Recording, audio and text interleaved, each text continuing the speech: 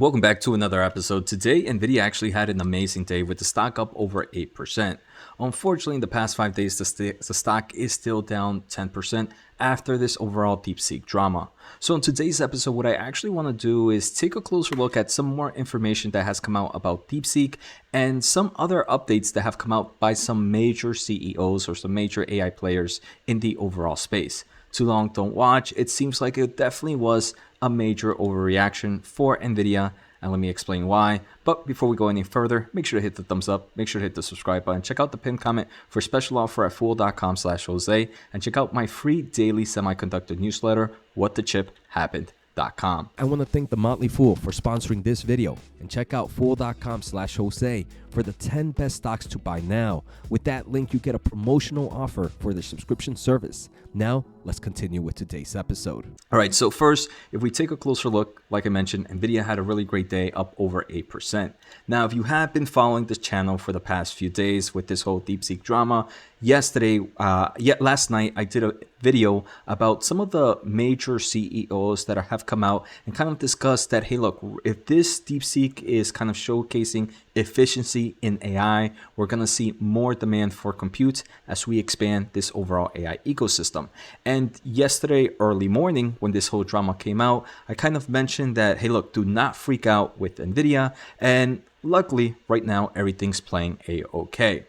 Now, I want to kind of talk a little bit of what DeepSeek has done to kind of help improve the AI efficiencies and why I believe it is an overreaction right now. So the first thing I want to take a closer look at is something I keep getting shared on Twitter, and is this video of David Sachs saying that it looks like a technique called distillation was used where a student model can suck the knowledge out of the parent model, and there is evidence that DeepSeek distilled knowledge from OpenAI's models, which is leading to efforts that kind of allow this high efficiency for DeepSeek. While that might be true, I don't believe this was the true reason why DeepSeek was able to provide models at far better efficiency than some other players. I actually decided to learn more about the AI market, and I actually used AI to help me with this thought process. And I kind of wanted to learn what were some of the major driving forces of DeepSeek and why it can kind of provide better solutions or a better efficiency than other players. The first thing that was discussed is mixture of experts, which is OME. An architecture significantly contributes to cost savings through several innovative approaches. And one of the ways they talk about it is DeepSeek v3 model has a total of 671 billion total parameters. But using this MOE model, it only activates a fraction of the total parameters for each inference task. So out of the 671 billion total parameters, it's only using a fraction of roughly 37 billion. So this can help dramatically with inference. The second thing is what they called multi-head latent attention, which is another way that they compress key value vectors to 1/16 the original size, reducing GPU memory requirements. Now, I'm not going to say I'm an AI expert, so if you do want to learn more about these two things, I definitely would say Google up MLA and Google up MOE, and you can kind of spruce up of how these two methods were used to overall improve the efficiency that DeepSeek provided with their LLM.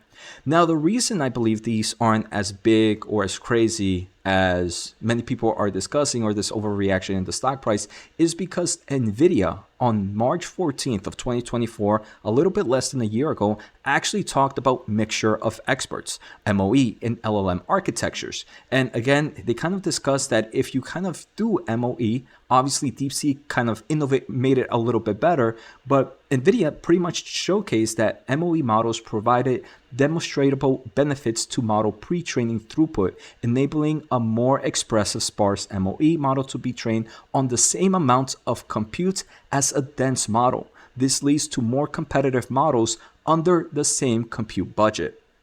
So it does seem like Nvidia was already providing some form of research to not only their customers, but to the overall development community to try out some of these MOE developments. Again, DeepSeek probably fine-tuned it in their own way to make it even more efficient. The other thing that I want to take a closer look at is this multi-head latent attention. Again, definitely go and Google it to learn more. But one of the main concepts about this is you're lowering the memory usage to just few percentage point versus 100 percentage points of normal LLM requirements. And I do believe this is one of the main reasons Micron Technology, and I am pulling it up right now, is taking a bigger hit than maybe some of the other players. If this innovation is definitely as strong as it is in the memory space, then it no longer seems like memory or HBM is going to be the bottleneck for AI compute, right? That has been a bottleneck in the past. Maybe with this MLA, the dependency of HBM becomes a little bit less and a little bit weaker. And that's why maybe Micron Technology is taking a harder hit and didn't really kind of see a move up in the stock price right now. So if this is true, I think there's probably a lot more risk for a company like Micron and maybe SK Hynix in the future. So again, I just kind of wanted to give a top overview of those. I'm not an AI expert, but at least now we understand that the two models the two ways that improve the efficiency of LLM from MOE isn't anything that Nvidia wasn't kind of prepared for. And the second thing is more on the HBM side outside of the AI compute or the memory side. Now, I want to kind of move on to some tweets that came out by some big AI players in the overall industry. First is going to be Mark Chen. And Mark Chen is the chief research officer at OPENAI. And he kind of says congrats to DeepSeek on producing an O1 level reasoning model. Their research paper demonstrates that they've independently found some of the core ideas that they did on their way to O1.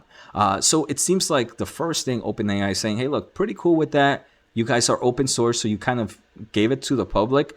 But throughout our process of O1, we actually saw similar things.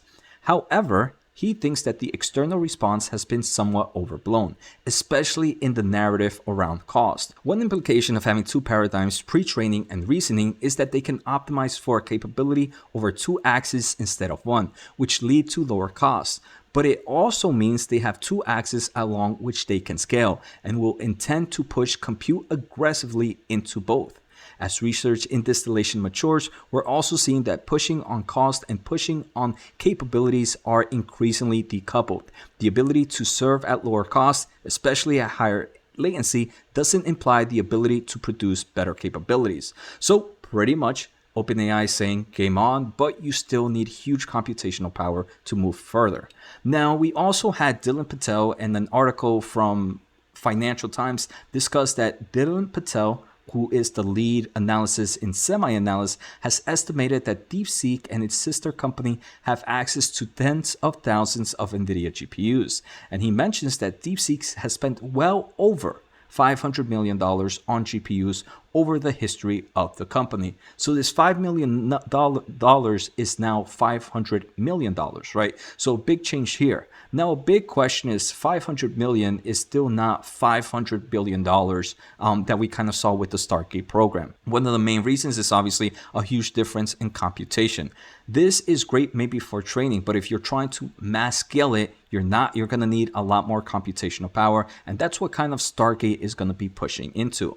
Now, Sam Altman actually also posted something today, and he said the next phase of Microsoft and OpenAI partnership is going to be much better than the one they are already in. And we can see here a picture of Sam Altman and the CEO of Microsoft. So we can kind of see how big players in the AI space are still saying that computational power is heavily needed to move forward. Another post that keeps getting shared is AMD announcing that the DeepSeek model is available for inference in the MI300 GPUs, and some believe this is extremely bullish for AMD. While this is great news for AMD, I don't believe it's as great as the market is making it seem. Usually when any large language model comes out, they get optimized for all types of GPUs and for all types of ASIC players. So this is a normal thing. It's not necessarily bullish nor bearish for any players. Now, the final thing I want to discuss is tomorrow is going to be a very important day, in my opinion, for the AI market. We have Tesla reporting after the market close, we have Meta reporting after the market close, and we have Microsoft. All three players are huge in the AI space. And especially Meta, right, with their open source Llama models, I'm going to guess a lot of analysts are going to say, hey, look, are you still spending all these billions of dollars on your open source models when you have something like DeepSeek currently available? So I think tomorrow is going to be either a great day for investors after hours or AI investors after hours, or a bad day. In my opinion, the worst thing that can happen is all these big tech players say something like, we were planning on investing heavily on AI, but with the recent updates, we might be changing things in the future, or kind of leaving things in the open answer form or open-ended answer that allows the market to kind of create a narrative, will create a lot more volatility for stocks like Nvidia.